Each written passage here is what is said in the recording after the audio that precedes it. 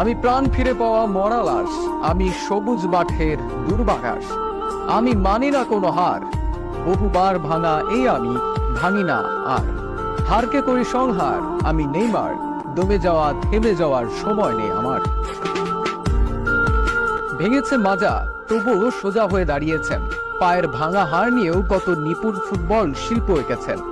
কিংবদন্তি বনে যাওয়ার পথে হোঁচট খেয়ে বনে গেছেন মাঠের অভিনেতা, একজন সত্যিকারের অভিনেতা, যে গত 5 বছরে 17টি বড় ইনজুরি নিয়েও আবার মাঠে ফিরে আসেন, যার আহত পায়ের গোলে দর্শক মাতে চিৎকারে।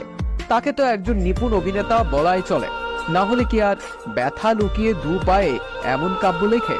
2003 সালে মাত্র 9 বছর বয়সে পেলের স্মৃতি বিজড়িত ক্লাব সান্তোসের নাম লেখান। বিভিন্ন মর্যাদাক্রম অতিক্রম করে তিনি মূল দলে নিজের জায়গা করে নেন। তিনি সান্তোসের হয়ে